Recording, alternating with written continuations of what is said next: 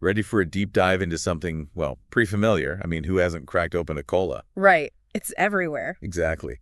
But this article you sent about Coke and Pepsi, Yeah. it's wild. I had no idea there's so much history, science, like even controversy Yeah. behind these drinks. It's true. They're practically woven into the fabric of, well, modern society, global reach, cultural impact, the whole shebang. Okay, so before we get into all that, let's back up a sec. Okay. What even is cola? Besides, sugar and fizz. Well, how about that fizz? Yeah. That comes from carbon dioxide. They add it under crazy pressure. So those tiny bubbles, that's actually a sensory thing. Part of what makes cola refreshing. Wow, so it really is like a science experiment in every can. Pretty much. But the flavor, though, that's got to be more than just dumping in some sugar. Oh, absolutely. Sugar, water, caramel color, those are the basics. But the real secret, natural flavors. And we're talking a whole blend of them. Okay. Fruits, spices, extracts from all sorts of plants.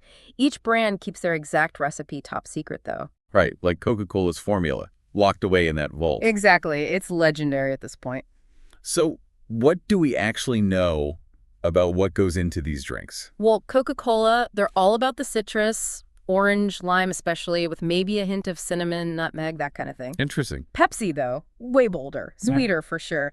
And the citrus is more intense, too. How so? They use lemon, grapefruit, even vanilla sometimes, according to, industry whispers. Wow, so even though they both use those similar base ingredients, the difference is in how they blend everything together. Exactly. And that difference, that's how they position themselves, out in the market. Take Coca-Cola, that classic caramel sweetness. Their whole thing is tradition, heritage. Think about their ads. They're selling nostalgia almost as much as a drink. Right, like those polar bear commercials.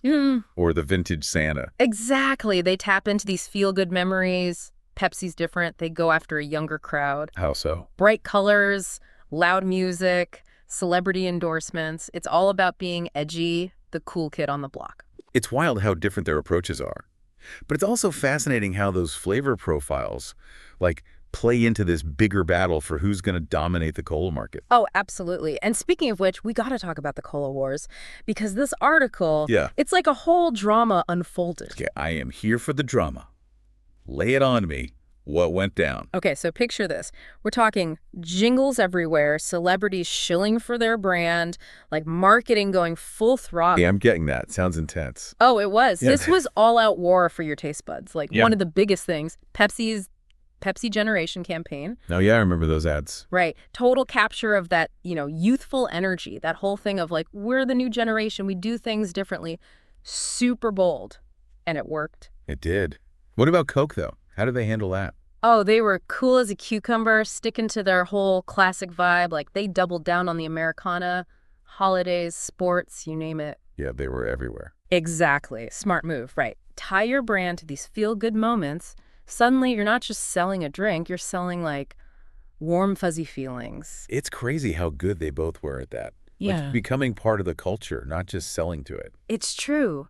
This article, it even, kind of traces how advertising changed because of this rivalry. It's pretty wild. Wow. Okay, so we've got these epic ad campaigns. Right. But what about the drinks themselves? What was going on behind the scenes? Well, that's the thing. While they're battling it out on TV, they're also in this arms race to, come up with new stuff. Like all those different drinks they have now. Exactly. It's not just Coke and Pepsi anymore. We're talking juice, water, sports drinks, even tea and coffee. Wow, that's a lot. Right. Total empire building. And it makes sense. People's tastes change. They wanted more options. Especially with everyone being more health conscious these days. Oh, yeah. Huge GE point. And this article, it actually goes into that whole balancing act. Yeah. How do they sell sugary drinks when everyone's telling you sugar is the enemy? Exactly. And one thing that popped up, Pepsi's use of high fructose corn syrup. Oh, right. Yeah, that's been a whole debate. Totally. Because on one hand, it makes the drinks cheaper, sweeter, but then there's the health stuff. Lots of people are, not happy about that. So it's they're trying to do both, right? Keep the classic stuff, but then also offer these healthier choices. Yeah, it's a tough spot to be in. And it brings up all those bigger questions the article gets into about what's their responsibility? Yeah, I mean, how do they balance making money with, people's health, the environment, all of that? It's a lot. They've got this huge legacy, but the future of drinks, it's got to look different, right? Totally. Mm-hmm. So what are they actually doing about all this?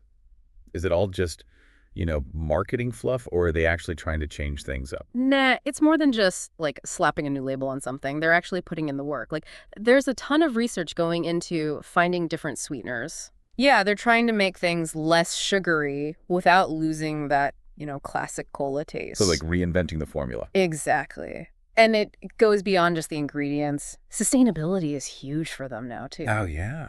How so? They're trying to use less plastic, make their factories more efficient, stuff like that. Even looking at how they use water, because they use a ton of it, right? Makes sense. It's like they're realizing their impact is like way bigger than just what's in the can. Right. It's the whole picture now. Which makes me think, like after all this, the history, the marketing wars, the science of it all, Yeah. who wins the cola clash? This article, it ends by asking that, which cola reigns supreme? It's funny. After diving into all this stuff, I actually think the answer is kind of simple. Oh, yeah. What is it? Personal preference. That's it. Really? So no clear winner, just these two giants battling it out forever. Pretty much. Some people, they live for that Coke caramel taste. Uh-huh. Others, they want that citrus blast from Pepsi. It's about what you like, what the brand makes you think of, that whole vibe. It goes back to what you were saying before. They're not just selling a drink. They're selling like a feeling. Exactly. And that's what makes this whole thing so interesting to me. It's a window into, like, our culture, how tastes change, Totally. This deep dive, it's really changed how I see that whole aisle at the store. I'm going to be looking at those cans way differently now. That's awesome. I love that. That's what it's all about, like making you think about something familiar in a totally new way. Exactly. So there you have it. The Cola Wars. More than just a little fizz going on there, huh? Way more. And hey, maybe this will even inspire someone to try that other brand. You never know. Right. Switch things up. Well, until next time, everyone, happy sipping.